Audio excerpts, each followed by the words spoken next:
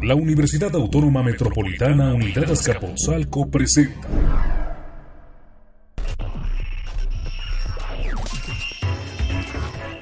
Urbis, temas de urbanismo y ciudad.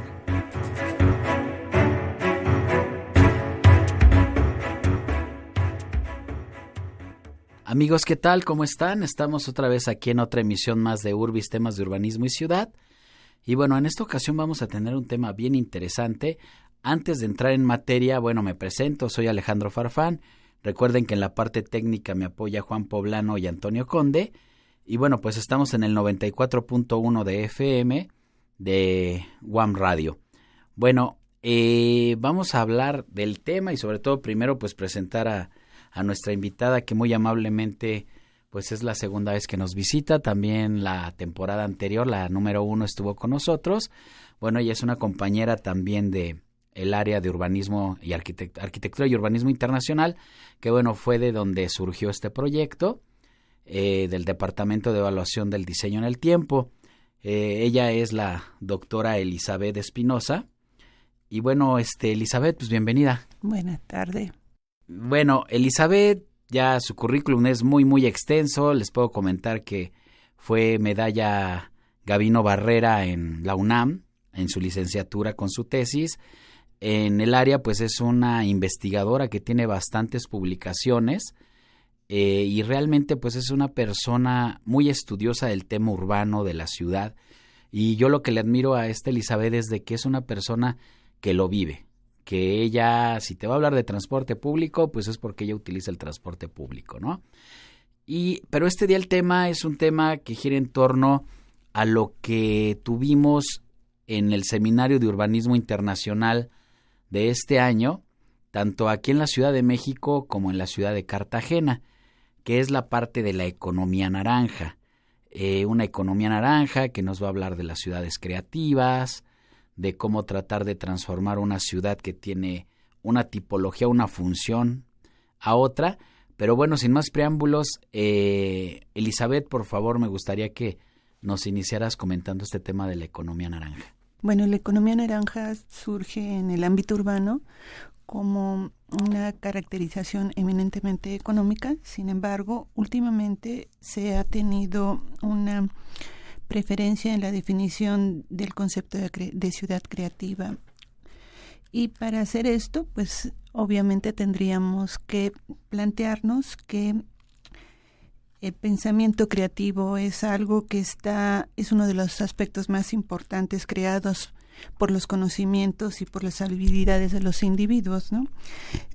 Y que estos se adquieren a través de la educación, la práctica y la socialización informal de fuentes externas de carácter histórico y geográfico, pero en la ciudad, en esta ciudad naranja, derivada de la economía naranja, el concepto, como ya lo comenté, se integra a partir de la economía, de la geografía económica y urbana, mediante la investigación enfocada en la interacción de nuevas tecnologías digitales en el capital humano. Y bueno, esta parte de la creatividad, se dice que uno de los puntos esenciales es una ciudad creativa. ¿Es lo mismo economía naranja o ciudad naranja que ciudad creativa? No es lo mismo, porque se supone que si partimos de esta idea de que es un concepto derivado de las ciencias económicas, en las ciencias económicas se plantea la industria cultural, o sea, una industria cultural como una generación o planteado por la Escuela de Frankfurt en la década de 1940, y se plantea que la ciudad es el espacio donde tienen que tener relevancias actividades, bienes y servicios que surjan de la creatividad y que tengan la capacidad de dinamizar la economía. En tanto que en el caso de la ciudad naranja o de la ciudad creativa, nosotros estamos viendo esa parte física referente de la economía naranja, ¿no? Naranja. Uh-huh. Ok. Bueno, en la Ciudad de México, no sé, en las partes del barrio o de la ciudad, de la parte que tiene servicios urbanos más completos, ¿cuáles son esas oportunidades que nos da la economía naranja? Bueno, O sea, volvemos al punto, ¿no? O sea, uno es qué actividades en el espacio urbano se dinamizan a partir de la cultura que te generen una ciudad creativa.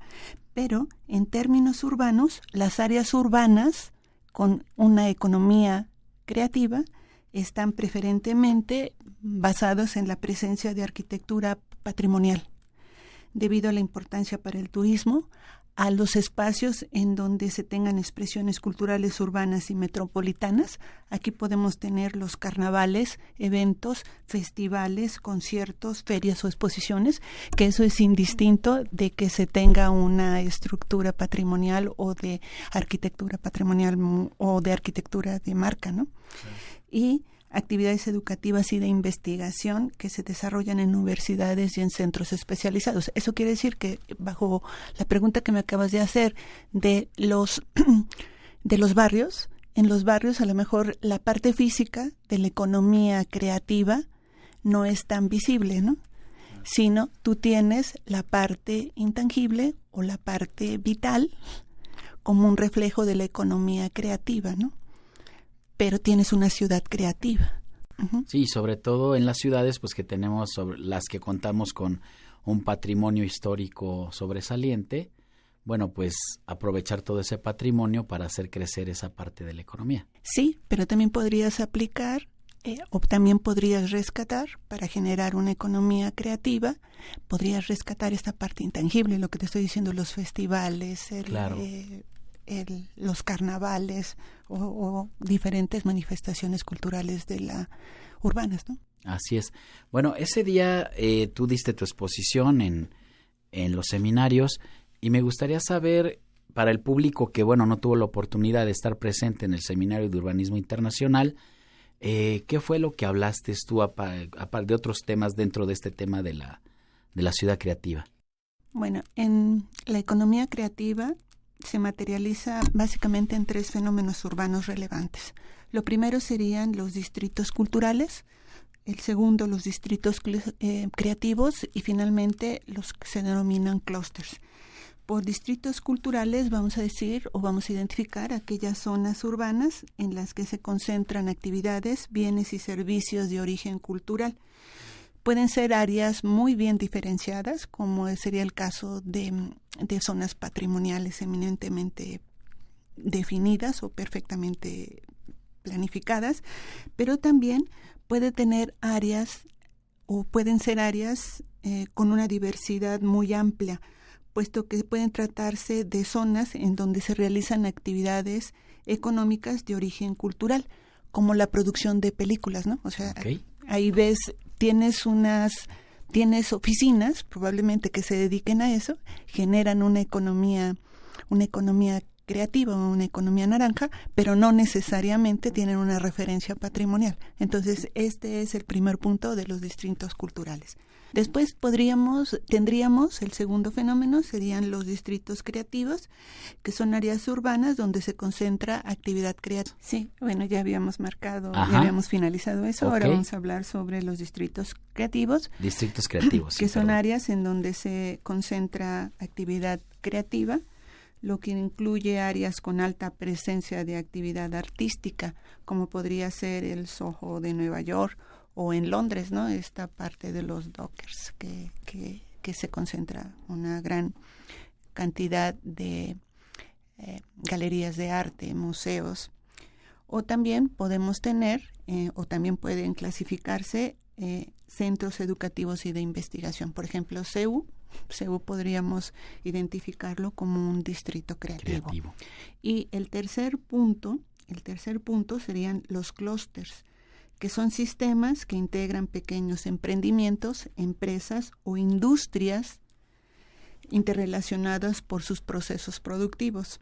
Por ejemplo, en Bogotá se cuenta con el clúster de la moda, ¿no? En donde se agrupan industrias textiles, de confecciones, diseñadores, modelos, costureros independientes, maquilladores, peinadores, o sea, todo este grupo de personas que dinamizan mucho la economía, pero están asociados a actividades creativas. Los factores propios del clúster son una masa crítica de actores, que preferentemente son artistas o diseñadores, una capacidad organizativa del clúster, o sea que tiene que atender elementos urbanos muy ligados a su productividad económica, como son la proximidad territorial y este marketing territorial, ¿no?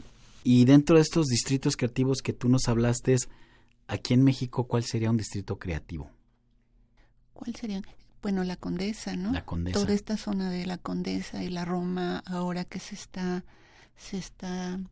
instaurando una importante zona de galerías, y casi todo lo que Richard Florida llama como los bohemios creativos o la capacidad creativa, las gentes creativas pues están yéndose a vivir ahí, están conformando, además de un distrito creativo, un clúster. Un clúster también, sí, incluido. Sí, que la Condesa y la Roma pues son así como dos barrios de mucha moda, llamémoslo también, ¿no? Dentro de la CDMX. Ok, ¿y qué otro tema más manejaste dentro de la exposición? Bueno, también podríamos decir que esta idea de la ciudad creativa ya también está teniendo una repercusión en la planificación, ¿no? Porque pareciera que solamente surgen así dentro de determinados espacios y se van desarrollando y se van conformando esta ciudad creativa por la atracción de gente con conocimientos o con características creativas. Pero hacia 1995, el planificador inglés Charles Landry, junto con Franco Bianchi, expertos en planificación cultural, publicaron un libro muy interesante que se llama The Creative Series, en donde abordan 3 temas muy relevantes para el concepto de la ciudad creativa. El primer punto es que una ciudad creativa debe tener impacto social, cultural y económico, que debe surgir de la creatividad de las ciudades. El segundo se refiere a la necesidad de enriquecer y dinamizar la planificación urbana, integrando conocimientos provenientes de otras disciplinas. O sea que ellos plantean que no solamente hay que incluir la referencia cultural en la planificación, sino también hay que ser consciente que otras disciplinas como la economía, la sociología, la ecología, la psicología, o sea, se hace multidisciplinar, debe integrarse a la planificación. Y la tercera idea que manejan es la inclusión en estos procesos de planificación de personas o grupos socialmente o habitualmente marginados, ¿no? Claro. Entonces podríamos también comentar que en esta parte de esta planificación, en los nuevos conjuntos de vivienda, no sé, a nivel popular tipo Infonavit en Tizayuca, Coacalco, Ecatepec, que está surgiendo mucho esta imagen del centro comercial, pero la parte cultural parece ser que está un poco abandonada, o sea, se ofrece mucho la parte comercial. Quiere decir que ellos no han planificado dentro de esta tipología creativa. No, por supuesto que no. O sea que esos 3 ideas que te acabo de comentar de la planificación, de la inclusión del concepto de ciudad creativa en la planificación, plantea que los espacios deben ser valorados por una clase creativa. Esta idea de la clase creativa fue un concepto planteado por Richard Florida en otro libro muy bueno que se llama Cities and the Creative Class. Y lo que se refiere con esta idea de la clase creativa es que son trabajadores de tecnología de punta, artistas, músicos, homosexuales, o a un grupo también que él describe como bohemios de punta, ¿no? Entonces, cuando tú dices esta idea de los espacios de un barrio, es que, bueno, tú vas a tener artistas, ¿no? Cuando tienen los grafitis y todo ese tipo de cosas, también también puedes tener una clase creativa. Probablemente aquí la dificultad está en que la clase creativa siempre se ve en términos de elitismo y no. Exacto. O sea, esa es la diferencia, ¿no? Hay muchas referencias culturales en una estructura vital en el espacio urbano que puede tener esta connotación de de clase creativa y que también podríamos denominar con otra idea de Richard Florida de bohemios de punta, ¿no?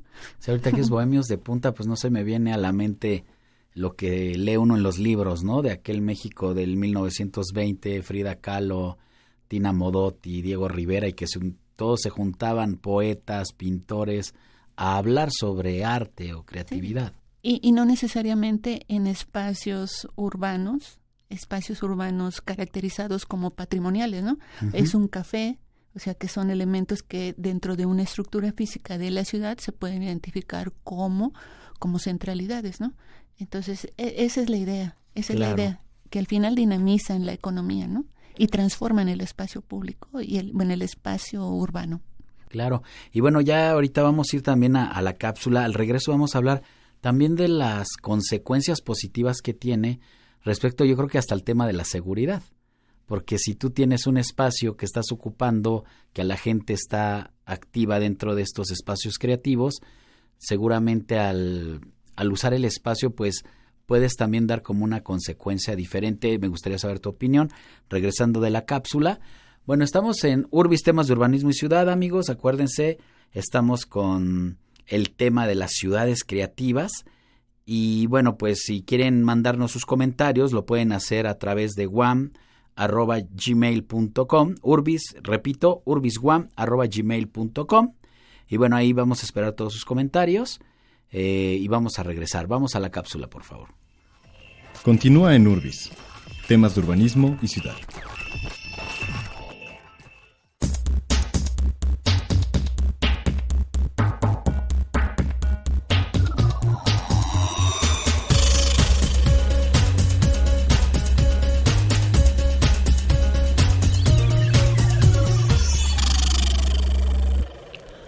Hola amigos, ¿qué tal? ¿Cómo están? Estamos otra vez en otra cápsula más de Urbis, temas de urbanismo y ciudad.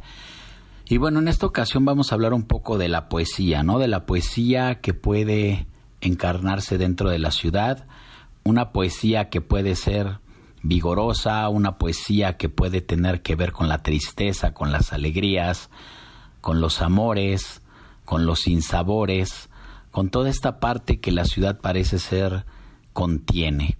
Las ciudades, y no solo ellas, lógicamente la parte rural lo tiene, pero cuando vivimos en una ciudad compleja, pues tenemos una serie de situaciones que pues no está de más pensar en cómo podemos vivir la ciudad, cómo cada quien la ve desde sus ojos diferentes, ¿no?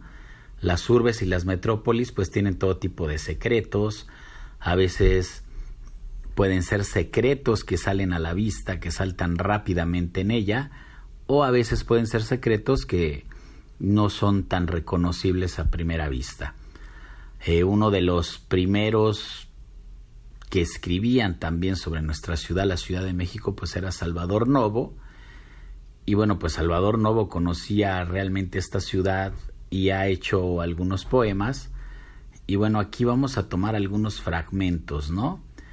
Dentro de estas palabras donde Salvador Novo menciona una serie de características que para él tenía la ciudad.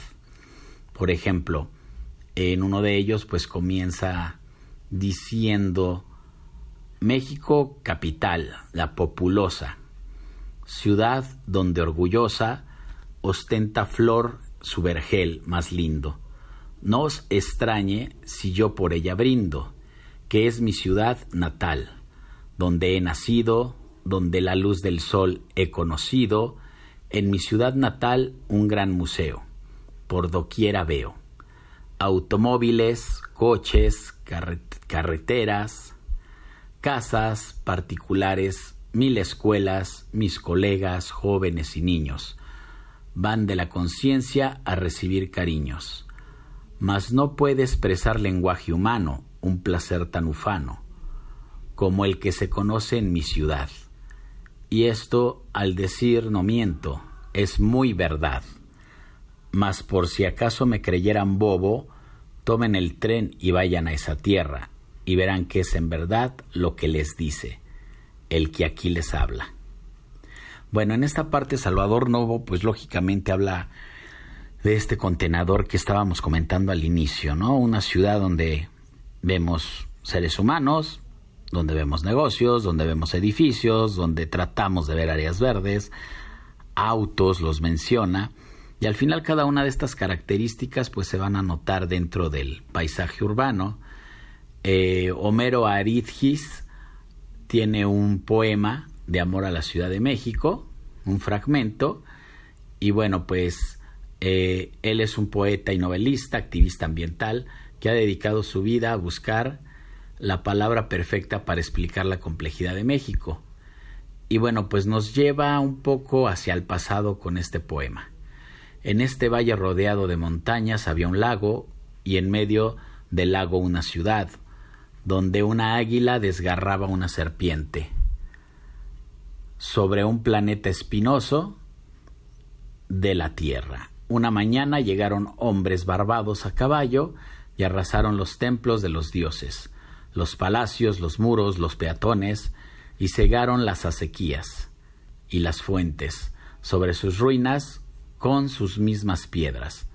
Los vencidos construyeron las casas de los vencedores, erigieron las iglesias de su Dios y las calles por las que corrieron los días hacia su olvido. Bueno, pues Aridgis, estamos viendo aquí que habla él de la parte pasada de la ciudad, de esa Ciudad de México Tenochtitlán, y que al final de cuentas pues vamos a ver que esta conquista define directrices, define un nuevo tipo de ciudad, va a secar estos lagos, y vamos a ver que la problemática, mucha de ella de la que tiene la ciudad en la parte de sismicidad, pues tiene que ver con ese hecho. Entonces, en otro fragmento, Pablo Neruda, bueno, pues también él menciona: México, de mar a mar te viví traspasado, por tu férreo color trepando montes, sobre los que aparecen monasterios llenos de espinas, el ruidoso venenoso de la ciudad, los dientes solapados, del pululante poetizo, y sobre las hojas de los muertos y las gradas, que construyó el silencio indestructible, como muñones de un amor leproso, el esplendor mojado de las ruinas. En otro ejemplo, Efraín Huerta: buenos días a Diana Cazadora, muy buenos días, Laurel, muy buenos días, metal, bruma y silencio, desde el alba te veo, grandiosa espiga, persiguiendo a la niebla, y eres mi memoria, esencia de horizonte, frágil sueño. Buenos días, cazadora, flechadora del alba, diosa de los crepúsculos, dejo a tus pies un poco de anhelo juvenil, y en tus hombros apenas abandono las alas rotas de este poema. Y bueno, José Emilio Pacheco, hablando de las vecindades del centro, nos va a poner un fragmento lo siguiente. Dice: cuentan los que lo conocieron que el lugar favorito de José Emilio Pacheco siempre fue la Ciudad de México. Basta con asomarse a alguno de sus libros para entender pues a la urbe. Entre ellos, lógicamente, las famosísimas batallas en el desierto, entre la cal, bajo el salitre y el tezontle. Con ese fuego congelado se hizo una ciudad a su modo inerte.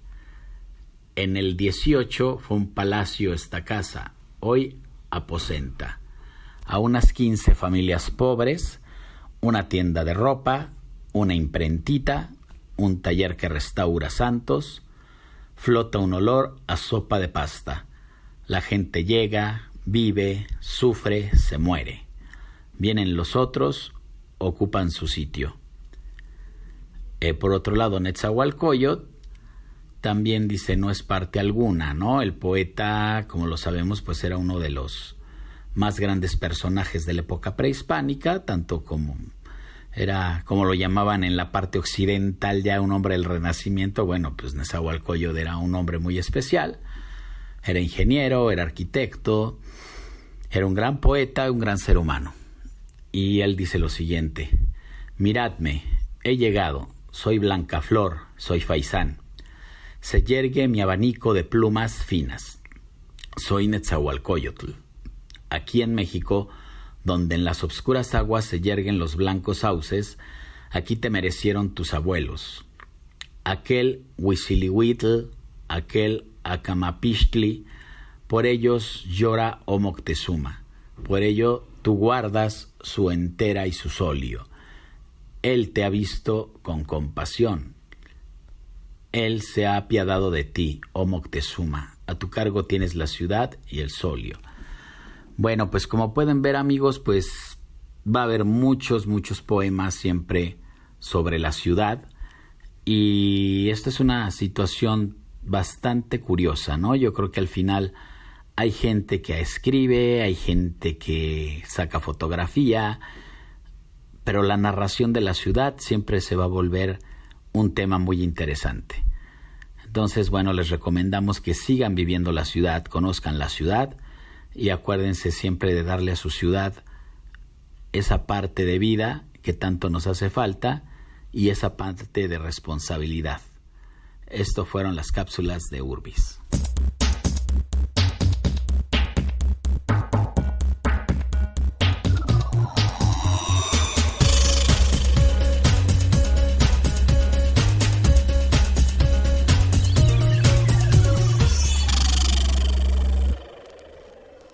Continúa en Urbis.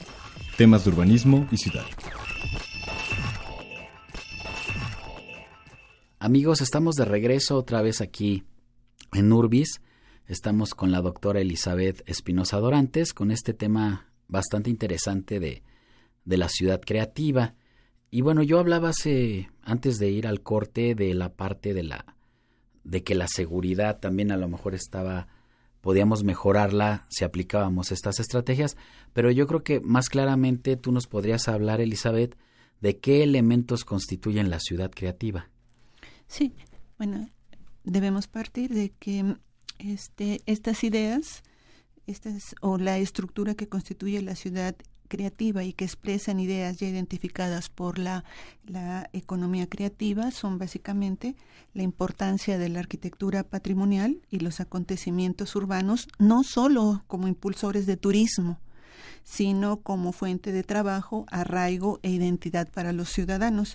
También se busca que el fortalecimiento de las industrias creativas y culturales sean generadoras de bienestar económico y social para una amplia gama de la población, o sea que no sean en un espacio meramente muy delimitado y perfectamente definido. Se plantea también la existencia de espacio público como elemento que favorezca el encuentro y el intercambio de ideas, que invite a su apropiación, que fomente el redescubrimiento de la ciudad, de sus lugares, de su historia y que aporte identidad a los ciudadanos. También se busca la intervención de áreas decadentes y abandonadas de la ciudad que requieran de otra idea que se ha manejado anteriormente en las estructuras urbanas, que se llama la acupuntura urbana, o sea, pequeñas intervenciones que puedan hacer que las conexiones entre diferentes ámbitos urbanos se dé de la mejor forma, ¿no? También se busca la movilidad urbana sustentable, inteligente, alternativa, o sea, aquí vienen todas estas partes del uso de la bicicleta y una serie de cosas, ¿no? Y la relación con el ambiente y el entorno que aumente la sustentabilidad urbana y reduzca la huella ecológica. También se busca que la ciudad tenga una conexión con el mundo, o sea, que se integre a toda esté conectada globalmente. Bueno, estos temas que has tocado ahorita, seguramente habrá gente que se pregunte, bueno, si nosotros hacemos una difusión de los lugares y empieza a llegar un turismo, como tú lo llamas también, la preocupación de un turismo rapaz, ¿no? En esta integración de lo que viene siendo cultura y sostenibilidad. Digo, hay muchas ciudades, como el caso de Venecia, ciudades que ya reciben tanto turismo, Roma, que la misma París, que pues dicen ya no queremos a veces turistas, pero el turista pues es parte medular de su economía. Dentro de este punto que tú manejas, ¿cómo se hace o cómo se podría lograr esta parte de la cultura y la sostenibilidad? Bueno, pues debemos retomar nuevamente las ideas que hemos estado platicando, ¿no? El modelo de ciudad creativa, su argumento principal se centra en valorar el desarrollo económico del espacio urbano. En el modelo de sostenibilidad de la cultura, o sea, esa es la diferencia, se busca valorar que se faciliten transformaciones sociales como elemento central para el bienestar social, económico y medioambiental. O sea, mientras el primero solamente vamos a producir dinero y a dinamizar la economía, el segundo dice hay que transformar, ¿no? Esa base social que tenemos en los espacios urbanos. Es así que el enfoque de la sostenibilidad no invalida completamente los principios de la ciudad creativa. O sea, sí hay un choque o hay una temática que genera debate, pero no necesariamente se invalida. Se cuestionaría su expresión economicista, que tiende a afectar negativamente la sostenibilidad ambiental, económica y la equidad social, lo que estás diciendo en Venecia, ¿verdad? No. Claro. Pero también hay propuestas o respuestas críticas al discurso y a las políticas de la creatividad aplicadas en el ámbito urbano. Estas principales críticas sobre este tipo de discursos tienen como eje nuevamente 3 ideas principales. Uno son los procesos de segregación, desplazamiento y gentrificación espacial generados a nivel urbano. O sea, la ciudad creativa lo que te produce al intervenir espacios es segregación y desplazamiento. El segundo sería el entendimiento y el uso de la cultura como un tipo de activo para incrementar el valor simbólico o material de algo. Esta es una idea eminentemente económica, o sea, es economía creativa, ¿no? Y ahí ves ejemplos como el Guggenheim en Bilbao, ¿no? O sea, pones un elemento que te dinamiza la economía, claro, y transforma todo el asunto, ¿no? Y la tercera es la exclusión de los actores sociales locales. O sea, eso es no muy grato. Movimientos sociales, asociaciones vecinales, los grupos de artistas, etcétera, en la toma de decisiones y en el planeamiento de propuestas. O sea, que los excluyas de lo que está sucediendo en su territorio. Claro, y que realmente pues ellos son conocedores del lugar y están ahí siempre, o estuvieron en el caso de que sean excluidos. Sí, pero también este enfoque de la sostenibilidad, no sé si llamarlo sostenibilidad creativa, tiene una parte bastante interesante al hacer un reenmarque de algunos aspectos de la ciudad creativa en la lógica de la ciudad sostenible, porque reconceptualiza la idea de la creatividad y de los usos sociales. Los gobiernos locales están proponiendo estrategias para proporcionar o para potenciar el desarrollo económico, cuya manifestación en cultura ha sido principalmente la construcción de museos bandera y los grandes eventos culturales de proyección internacional. Esa es la parte, como diríamos, interesante de esta condición de sustentabilidad creativa. La otra es el reciclaje urbano, ¿no? Claro. No producir más ni absorber más territorio, más suelo. Eso creo que es positivo, ¿no? Sí, porque al final de cuentas el reciclaje, que también lo hemos tocado aquí ya en unos temas anteriores, pues sí nos demuestran que si estamos hablando de cuestión sostenible y medioambiental, pues en lugar de estar construyendo, pues tenemos que aprovechar ya los edificios que no se utilicen, las estructuras, y dinamizar el territorio. La parte de la segregación yo creo que es bien importante, como comentabas, ¿no? Bueno, de pronto te manejan el tema de la inclusión, pero al hacer este tipo de estrategias que ya nos has platicado antes, existe esta parte de segregación o el peligro de llegar a ser una segregación. Continúa en Urbis, temas de urbanismo y ciudad. Amigos, estamos regresando ya para nuestro bloque final. Y bueno, como hemos estado escuchando a Elizabeth, este tema de la creatividad, de la ciudad creativa, pues vemos que enfoca muchos puntos la movilidad, el espacio público, etcétera. Y bueno, yo creo que sí es necesario que nosotros hagamos el ejercicio de reflexión, de saber que nuestras ciudades, pues de pronto estamos acostumbrados como a ver esa parte caótica, pero hay arquitectos, recuerdo que me comentaban, ¿no? Bueno, es que este es un espacio de oportunidad y hay que verlo como tal. La ciudad creativa, al final de cuentas, nos está ofreciendo esta oportunidad de aprovechar con estos factores cómo podemos incluso potenciar una ciudad. La ciudad creativa en el papel, te preguntaría, Elizabeth, en el papel cultural, lógicamente, ¿cómo regenera el tejido urbano? Bueno, podríamos decir que el papel de la cultura en la regeneración urbana no debería tratarse solamente de construir lo que se llama infraestructura dura, como museos, galerías o estadios o grandes estadios, que esa es como la tendencia. Creo que esa es una parte negativa de esta visión ideal de ciudad creativa, ¿no? Que siempre se ve o se piensa que solamente mediante la construcción de este tipo de infraestructura dura se va a poder tener una ciudad creativa, porque los países y las ciudades están empezando a competir.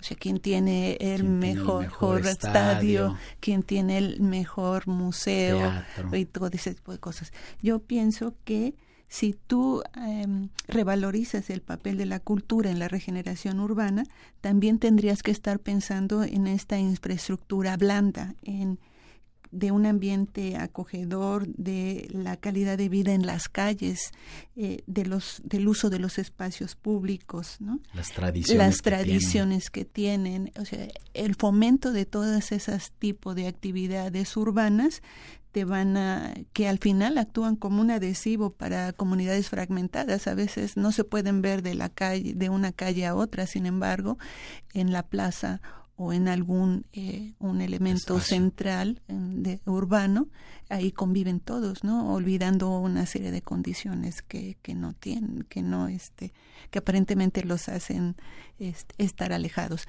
Entonces creo que lo que se debe hacer es pues ponderar esa parte de infraestructura blanda, no buscar solamente las grandes intervenciones. Sí, porque al final de cuentas yo creo que hasta la misma identidad, ¿no? Esta zona blanda que tú le hablas, estas áreas de, llamémoslo, el mercado tradicional, donde venden cuestiones, no sé, yo recuerdo en La Lagunilla también que está este mercado antiguo y llega gente, y cuando estás haciendo todas estas actividades tradicionales del lugar, va desde las fiestas religiosas hasta las fiestas tradicionales del lugar, y empezar a tratar de activar este tejido, pues, de la misma gente que se apropia del espacio, como tú lo dices, que maneja una identidad, y que sí, al final la famosa arquitectura dura o esta estrategia dura, pues es, vamos a gastar tanto en este estadio. Tenemos varios ejemplos. Yo he pensado que en Ciudad de México, si estamos hablando de sostenibilidad, ¿por qué tenemos que tener 3 o 4 estadios? ¿Qué pasaría si son 4 equipos de fútbol y juegan en el mismo estadio, ¿no? O sea, si hablamos de sostenibilidad, podría ser algo así.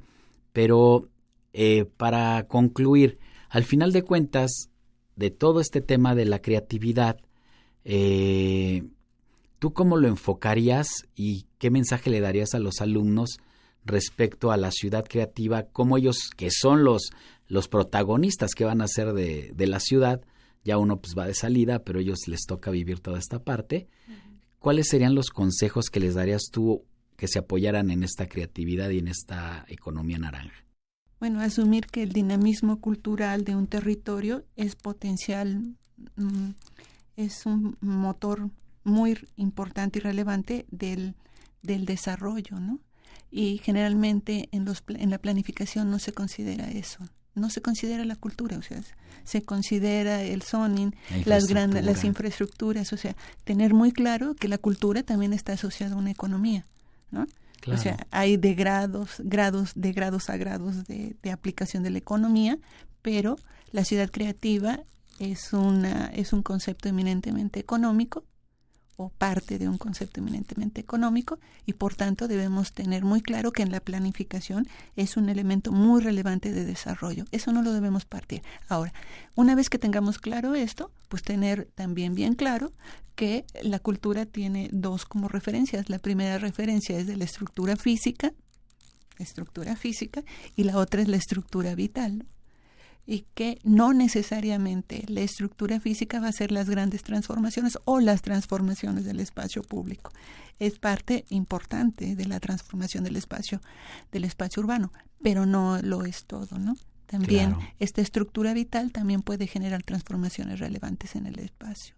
Así es. Sí, y al final el uso de la ciudad, cómo lo vamos realizando, ¿no? Yo te comentaba, para mí, cuando hablabas del concepto de movilidad, yo creo que es bien importante, pues, que en una ciudad y en una urbe como la nuestra, pues, cómo movernos. De pronto me quiero mover de punto A a punto B en auto, pero, pues, digo, si quieres quedarte 2 horas ahí, pues, adelante, bienvenido. O punto C es el metro y dices, bueno, pues, a lo mejor va a haber un poco de apretones, pero el ahorro de tiempo es vital. Ahora, sí me gustaría también ya, para cerrar, saber tu opinión. Yo toqué el tema de los municipios de Coacalco, Ecatepec, etcétera, de la periferia de la zona metropolitana, que desgraciadamente pues sí está inmersa en esta situación del consumo, ¿no? Y con los centros comerciales. En la parte de la calidad de vida, ¿cómo podríamos, una vez que ya están instalados estos centros comerciales y que no hubo una planificación, lo único que se tomó en cuenta fue la parte económica, ellos seguramente tendrían que ocupar esto que hablabas tú de la parte blanda de la creatividad? Sí, o sea, no debemos desdeñar o no podemos evitar marcar que estos centros comerciales que están surgiendo en las periferias son centralidades. O sea, son centralidades, ¿no? Pero lo que no se tiene en el caso de los distritos culturales, de los distritos creativos o de los clústeres, en nuestra ciudad están muy, muy localizables, sobre todo en las partes sur, ¿no? Y una sección de la parte central de la ciudad. Pero la parte oriente y norte carecen de muchas de estas cosas. Entonces, probablemente una idea creativa es, considerando que un centro comercial tiene una connotación de economía creativa, que no es una industria creativa, es solamente una economía creativa, porque plantea esa estructura física como promotor de desarrollo, pero no a través de una industria creativa. Así es. Bueno, pues estamos llegando al final, desgraciadamente, de este programa. Y bueno, no sé ¿cómo te gustaría despedirte? ¿Algunas palabras para nuestro auditorio? Bueno, pues que se acerquen siempre a las universidades, que escuchen UAM Radio. Radio. Perfecto. Bueno, amigos, pues yo también quiero despedir esta segunda temporada. Bueno, pues agradecerle a Juan Poblano, a Antonio Conde, al Departamento de Evaluación del Diseño en el Tiempo, al área de Arquitectura y Urbanismo Internacional, en fin, a todos los invitados que estuvieron presentes en estas 13 emisiones.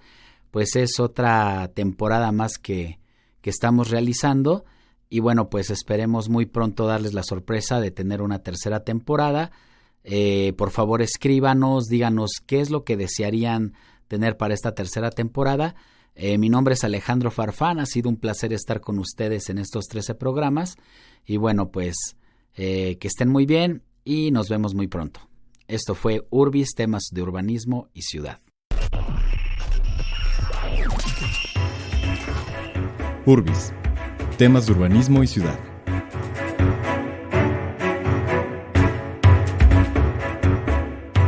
Urbis, temas de urbanismo y ciudad, a cargo del Departamento de Evaluación y Diseño en el Tiempo. Responsable del proyecto, maestro Alejandro Farfán Hurtado, con el apoyo de Juan Poblano González y Antonio García Conde. UAM Azcapotzalco, casa abierta al tiempo.